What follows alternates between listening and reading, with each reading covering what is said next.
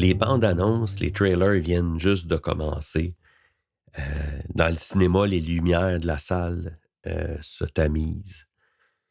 Et moi, ben, ce que je fais, ben, je regarde pas l'écran, là. J'observe Étienne. Parce que je suis pas encore certain que ça va bien aller. La dernière fois on a essayé le cinéma ensemble, Étienne avait 4 ans. Je me souviens, c'était pour le film Madagascar. Ça a pris 5 minutes. 5 minutes, puis c'était la crise. Trop de son, trop de lumière, trop de tout, trop de stimuli sensoriels. Puis on était reparti. Puis depuis ce jour-là, ben, dans ma tête, le cinéma avec Étienne, c'était rayé. On évitait. Pas maintenant. Peut-être on se disait plus tard. Peut-être même jamais. Mais là, Étienne a 16 ans. Puis ça donne qu'il y a un film de Mario au cinéma. Mario Galaxy. Puis Étienne, il aime beaucoup ça. Les jeux vidéo, le Nintendo, Mario en particulier. Alors je dis, ben, garde, on y va. On verra bien ce qui va arriver. Mais une fois à l'intérieur, ben, j'étais stressé. Est-ce que tout allait bien se passer? En fait, vous dites peut-être, ben, c'est bien ordinaire comme histoire. Mais ça, c'est la réalité des parents d'enfants autistes. Être patient, se demander comment les choses vont évoluer. Des simples choses, des fois. Puis c'est sûr que je veux parler aujourd'hui dans l'épisode. Puis avant de finir mon histoire de cinéma, je veux qu'on parle des petites victoires qui changent tout. Ah, petites pour la plupart des gens, mais combien importantes pour nous et nos enfants neurodivergents. Vous connaissez sûrement cette phrase, c'est pas la destination qui compte, mais c'est le voyage. On nous dit souvent qu'il faut célébrer les grandes étapes de la vie, les apprentissages majeurs, les diplômes. Et oui, puis c'est vrai, ça compte. Mais avec Étienne, les grandes étapes qui comptent le plus pour nous, ben, c'est des matins ordinaires. C'est Étienne qui se lève, qui se fait à déjeuner, qui décide de m'écrire un texto pour la première fois ou qui se met à décider lui-même de quel vêtement il va mettre. C'est des moments simples, ordinaires, qui auraient l'air de rien, mais pour nous, c'est immense. Parce que derrière chaque moment comme ça, il y a des mois, parfois des années d'essais, erreurs, patience, les méthodes ne fonctionnent pas, on adapte. Et puis un jour, ben, sans prévenir, ben, ça fonctionne. En fait, c'est à cause de différentes choses que c'est comme ça. Une des premières raisons, c'est parce que les enfants autistes, neurodivergents, ils apprennent pas dans une courbe régulière. Ils, c'est une des premières choses qu'on nous a expliquées quand on a suivi des formations pour aider Étienne. Et ça nous a aidé à changer notre façon de voir les choses. Donc, c'est pas une progression linéaire, les apprentissages, tout ça. C'est plus comme un escalier. C'est par paliers. Les longues périodes, il se passe rien de visible. Rien.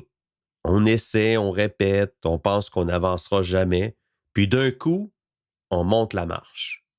Puis après ça, on reste là sur un nouveau palier jusqu'avant la prochaine marche arrive. Puis un exemple de tout ça, c'est Étienne qui prépare son déjeuner. Il fait ses fameuses toasts au Nutella ou ses tartines, si vous préférez.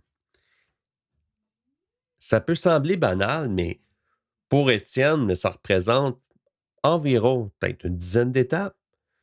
Puis je me souviens qu'on avait les pictogrammes, puis on avait une image pour le grille-pain, une pour les tranches de pain, une pour le couteau. On avait construit des scénarios sociaux pour lui montrer visuellement chaque geste à poser dans l'ordre. On a travaillé l'utilisation du couteau, la sécurité, la quantité de Nutella qu'on peut mettre, une étape à la fois. Puis on avait même un scénario social et qui disait si papa et maman dorment encore, bon, voici comment je peux me faire à déjeuner toute seule. Aujourd'hui, Étienne n'a plus besoin de tout cet encadrement-là, de tous ces pictogrammes. À chaque matin, il se fait son déjeuner. C'est toujours la même chose. C'est sa routine. Ah oui, malheureusement, il y a du Nutella un peu partout dans la cuisine. On peut savoir où est-ce qu'il a passé dans la maison parce que là, présentement, il a des tocs, puis il faut qu'il touche partout avec sa toast pleine de Nutella. Mais on a décidé qu'on lâchait prise avec ça, que c'était pas grave. L'autonomie d'Étienne, c'était mieux. On trouvait ça beau qu'il était capable d'y arriver toute seule. Puis c'est des détails, le restant. Fait que pour nous, c'est pas juste un déjeuner. C'est des mois de travail. C'est une marche, une étape du palier qui a été franchie.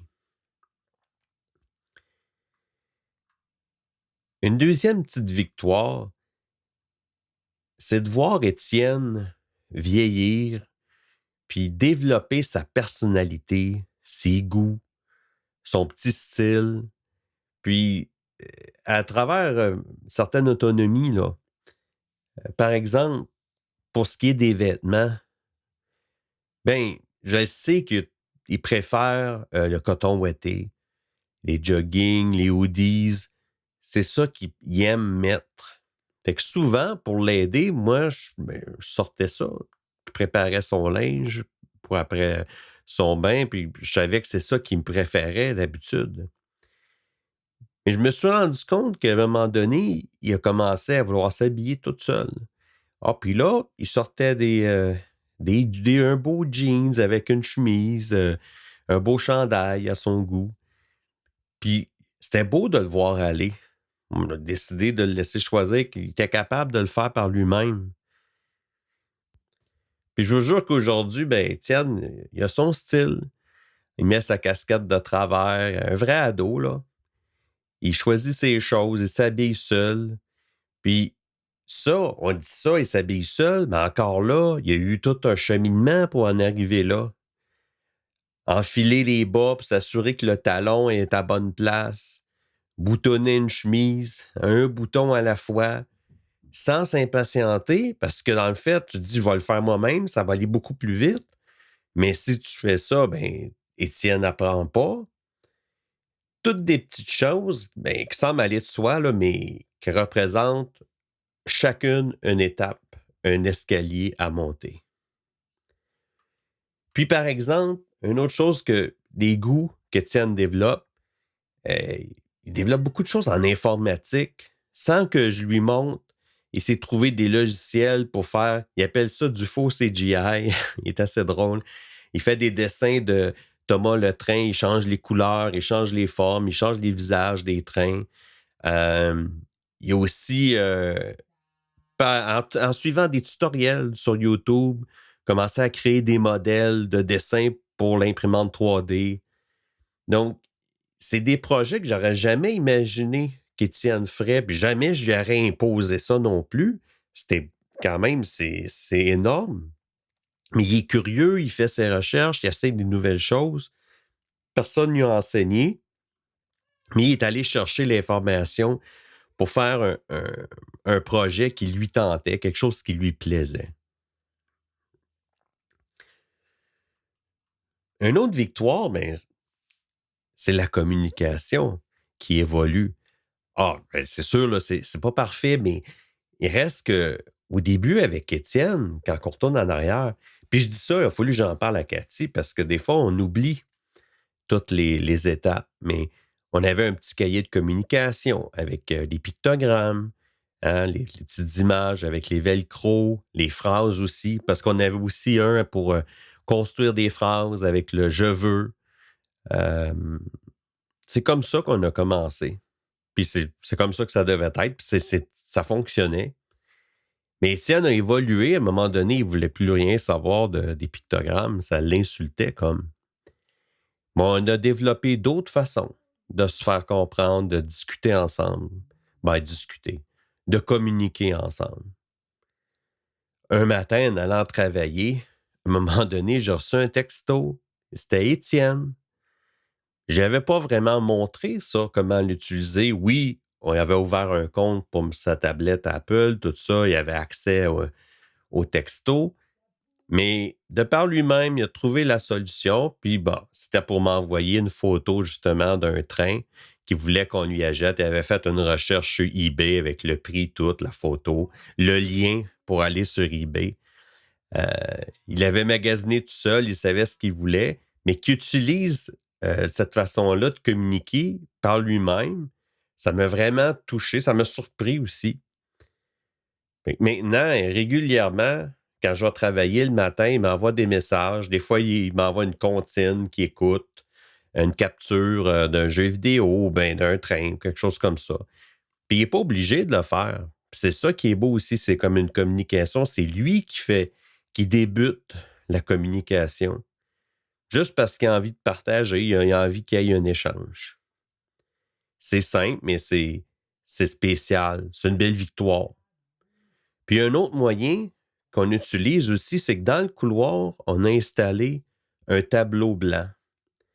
Puis on a les crayons, tout ça. Puis j'ai remarqué que quand Étienne est désorganisé, qu'Étienne est anxieux, il est porté à aller vers le tableau, il va dessiner, il va écrire. Ça l'aide à se recentrer. Puis on peut, nous aussi, lui laisser des indices sur le tableau, qu'est-ce qui s'en vient dans la semaine, faire un échéancier, établir un changement de routine, telle journée. Ça l'aide à prévoir les choses d'avance puis avoir une certaine stabilité. Donc, c'est des systèmes imparfaits, mais qu'on a construits avec lui à son rythme. Puis, ça marche parce que c'est quelque chose qu'il est intéressé à utiliser. C'est quelque chose qui lui parle, puis ça fait en sorte que ça lui donne des succès pour ce qui est de la communication. Qu'est-ce que ça nous apprend, tout ça? Bien, la première chose que ça apprend, c'est qu'il faut être patient. Puis que la patience, mais ça vient pas toute seule, c'est pas naturel, en tout cas, c'est pas dans mon cas, mais c'est une décision qu'on prend en tant que parent. Puis c'est vrai que des fois, il y a des moments où je voyais pas le bout. Étienne avait 8 ans, 10 ans, des fois on se disait, ben, est-ce qu'il va y arriver à le faire un jour? Pas parce qu'on manquait de foi à ce qu'Étienne est capable d'accomplir, mais parce que c'est la façon qu'on le voit, la progression est tellement lente, parfois même elle semble être inexistante pendant si longtemps. Puis là, c'est dur de ne pas se décourager. La patience est présentée comme une vertu douce, tranquille. Mais quand on vit ça de l'intérieur, et en fait, c'est une décision active qu'on prend. On décide de continuer, de ne pas forcer la note, mais de faire confiance à Étienne, de le laisser avancer à son rythme, répéter plusieurs fois, suivre les scénarios qu'on a établis, parce qu'on se dit, à un moment donné, ça va y être. Il va avoir compris. Il va être capable de généraliser aussi de connaissances, puis savoir qu'il faut le faire. Il faut se laver les mains à la maison, mais quand on va au magasin, au resto, ou aux toilettes, il faut qu'on se lave les mains là aussi. À un moment donné, tout ça, on dirait que ça se connecte ensemble puis que ça fonctionne. Puis, ce qui aide à tenir, ben, c'est pas de juste mettre l'objectif tout le temps en avant, comme il faut atteindre cet objectif-là. Sinon, on aurait été malheureux avec le temps parce qu'on ne sait pas quand est-ce qu'il va l'atteindre. On ne peut pas avoir une mesure du succès d'Étienne ou du timing que ça va prendre, même pas comparé à Philippe ou avec Mégane. On ne le sait vraiment pas. Puis, si on se concentrerait juste sur l'atteinte de ce but-là, mais ça serait d'autant plus décourageant. Puis c'est pour ça que je disais qu'il y a une relation entre euh, la destination puis le chemin pour s'y rendre. Si on se concentre juste sur la destination, ben, ça serait même trop décourageant. Puis aussi, une autre chose que tout ça m'apprend, c'est qu'il faut célébrer des petites choses. Il faut fêter ensemble quand il y a des petites choses qui arrivent, des beaux progrès. Je pense que c'est une leçon importante. Étienne, il sait quand il réalise quelque chose, il réussit quelque chose. Des fois, les gens, ben, ils ont des préjugés, ils pensent que les enfants autistes, ou en tout cas les autistes, ils n'ont pas d'émotion. Mais c'est pas la réalité. Ils ressentent les choses. Puis quand Étienne franchit une étape, réussit à faire quelque chose, ça fait longtemps qu'il travaille dessus, je le vois dans son visage. Il est fier, il a les yeux brillants. Il sait qu'il a accompli quelque chose. Puis si on prend le temps de le souligner, ben c'est sûr que ça lui fait plaisir, puis il se sent bien là-dedans. Ces moments-là, même si c'est des choses très, très simples, c'est ce qui rend tout le reste supportable. De se dire, ben, ah, là, il a réussi telle chose, ben, oui, c'est pas atteint une autre situation, mais il va finir par y arriver. C'est pas juste la fierté du résultat, c'est une fierté partagée dans toute la famille avec Étienne, moi, Cathy. On reconnaît tout le travail qui a été fait, puis qu'on a tous avancé là-dedans ensemble, puis que ça valait vraiment la peine. Puis ça, ben, ça n'a pas de prix, vraiment pas. Je pourrais dire que cet épisode, ça parle de l'autisme puis des apprentissages différents, puis qu'il faut être prêt à célébrer les petites victoires. Mais c'est pas vraiment ça non plus. C'est, c'est l'histoire de souvent ce qu'on oublie de célébrer.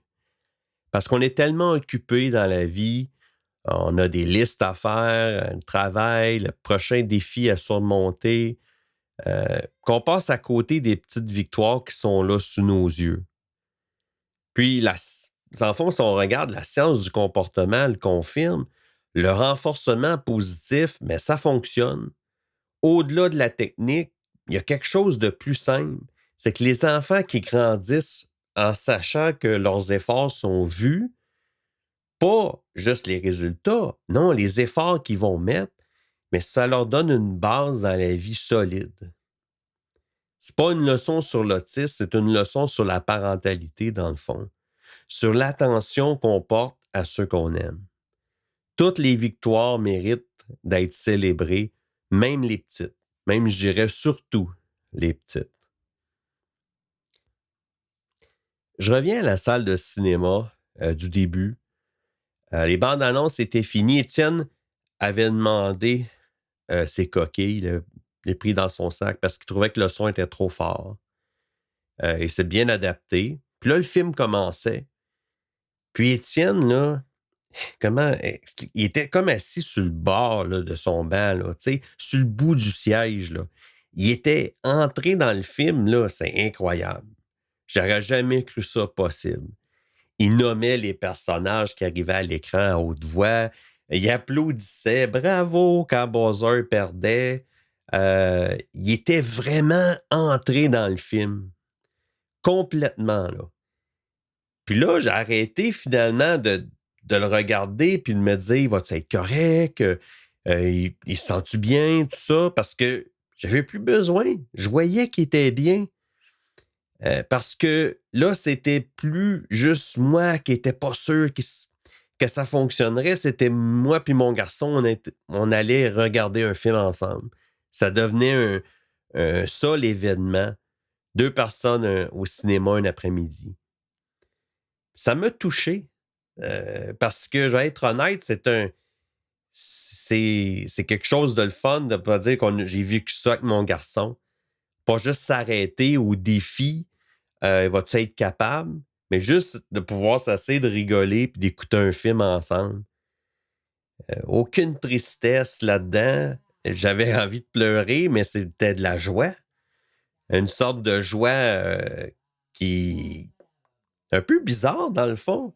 Parce qu'on se dit, ça fait combien d'années qu'on a mis ça de côté, de ne pas aller au cinéma, mais c'est finalement, ça a dit, ben, OK, on y va, on l'essaye, puis ben, ça a bien fonctionné. Puis, je dirais que 2-3 jours après, on parlait encore du film. Il a vraiment enregistré ça, puis quand il en parlait, il riait. Donc, on a décidé qu'on va recommencer, c'est sûr. On va retourner au cinéma, on va trouver, ben oui, des films qui intéressent Étienne, mais c'est maintenant une sortie qu'on rajoute, qu'on peut faire en famille. Puis ça, ben pour nous autres, ben c'est une belle victoire. Puis oui, ça change tout. La semaine prochaine, déjà, l'épisode 9. Le thème, c'est qu'on va parler qui je suis en dehors du papa d'Étienne. C'est quoi mes objectifs? Qu'est-ce que ça m'apporte de pouvoir faire le podcast? Puis de pouvoir me fixer des nouveaux objectifs avec ça. Pour finir, oubliez surtout pas, la prochaine fois que votre enfant, qu'il soit autiste ou non, franchit une étape, même si c'est minuscule, mais ça mérite de s'arrêter, de souligner la chose, de célébrer. C'est pas des moments anodins. Puis c'est souvent ces petits moments-là qui forment des souvenirs qui comptent. Et comme le disait Pierre de Coubertin, le succès, c'est pas un but, mais un moyen de viser plus haut. À la prochaine.